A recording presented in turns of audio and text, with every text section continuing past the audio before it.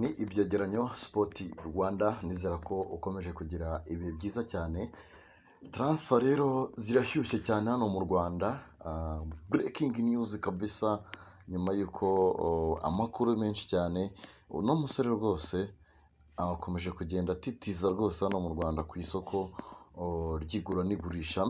Amakipe menshi cyane aramwifuza, ariko nibyo koko yanitwaye neza nyuma yo gutsinda ibitego 15 muri shampiyona muri ino sezi itambutse. Uwo nta wundi rero bamwita umunya Nigeria, Ani Elija rwose, nyuma yo kwemererwa kujya mu ikipe y'igihugu. Uyu musore rero yavugwaga mu makipe menshi cyane hano mu Rwanda, ari mu ikipe ya Police FC ndetse na Rayon Sport. Ariko uno munsi reka tubanze tugaruke kuri uno mukinnyi wavugaga mu ikipe ya Police FC, aho ikipe ya Police FC nyine yaje kubiva mu byo kugura rutahizamu wa Bugesera Ani Elija.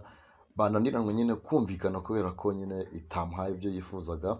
Rero ikipe nyine y'abashinzwe umutekano nyine ikomeje kwiyubaka kugira ngo nyine izitware neza mu mwaka w'imikino utaha, aho izakina CAF Confederation Cup mu mwaka wa 2024-2025, nyuma yo kwegukana igikombe cy'amahoro itsinze ikipe ya Bugesera ibitego 2-1.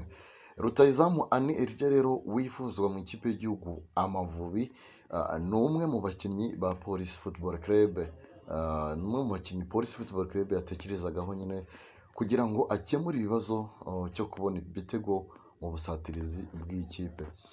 Uyu mukinnyi rero uri mu bigaragaje mu mwaka w'imikino ushize, aho yatsinze ibitego bigera kuri 15, abinganya na Victor Mbawoma wa APR FC. Yavugwaga rero muri Police Football Club, ndetse hari n'amakuru yavugaga ko yamaze kumvikana nayo.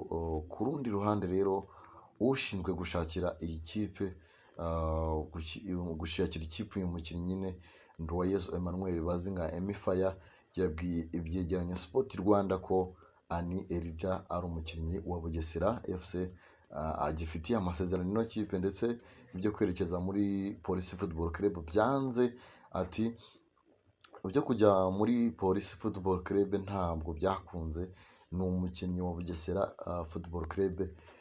Rero buri kipe yashaka uno mukinnyi nyine bavugana.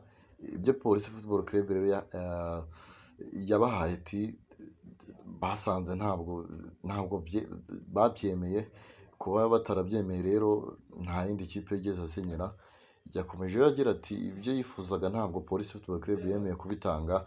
Ati nibyo ikipe ya Police Football Club yamuhaga, ntabwo yari yiteguye kubyakira. Ati aracyari umukinnyi wa Bugesera Football Club, ikipe yamushaka yamwegera cyangwa nanjye ikampamagara. Rero abajije ku makuru yerekeza Ani Elija muri APR FC, Emifaya yavuze ko nta bihari, ariko hari andi makipe yari yagaragarije ko yifuza uyu mukinnyi. Nubwo we yifuzaga cyane ko umukiriya we yajya muri Police Football Club, Ani Elija rero yageze muri Bugesera ubundi mu mpeshyi ishize, asinya amasezerano y'imyaka 2 azarangira mu mpeshyi ya 2025. Hari n'andi makuru rero arimo avugwa mu ikipe ya Police Football Club, aho bari kwifuza umukinnyi w'ikipe ya Kiyovu Sport ukomoka mu gihugu cy'u Burundi, ariko ufite amankomoko muri Repubulika ya Demokarasi ya Kongo, nubwo akinira ikipe y'igihugu y'u Burundi. Rero ikipe ya Polisi, amakuru yizewe agera ku byegeranyo Sport Rwanda avuga ko ikipe ya Polisi cyangwa se ikipe y'igipolisi cy'igihugu yabajije perezida wa Kiyovu Sport Mbonyumuvunyi Abdul Karim niba yakwemera gutanga uyu mukinnyi mu ikipe igenderaho, nubwo nta gisubizo baramuha. Urucaca rero rufite imitima ibiri, aho rwibaza niba rwajya ku ruhande rw'umukinnyi akajya mu ikipe izakina mu irushanwa nyafurika, mu gihe ku rundi ruhande rutifuza kumurekura kuko ari we mukinnyi rugenderaho. Ibi kandi byiyongera ko Kiyovu iri mu bihano byo kutagura abakinnyi bashya yahawe n'ishyirahamwe rya ruhago ku isi FIFA kubera kutishyura abakinnyi bakiniye umwaka ushize w'imikino. Kirongozi rero yageze muri Kiyovu Sport muri uyu mwaka, aho mu wa mbere we amasezerano y'imyaka 2 yasinye yatsinze ibitego 8.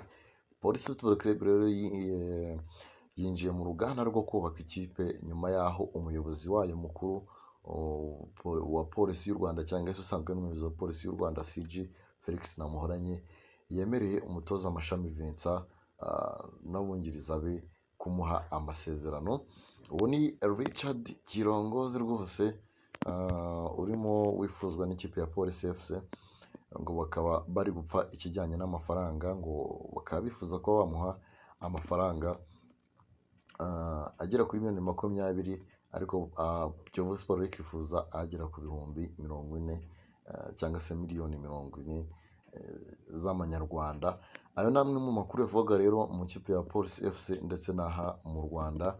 Ni agezweho Sport Rwanda mukomeje gukurikira cyane rwose. Kandi ndaje mbagezeho n'andi makuru ari kuvuga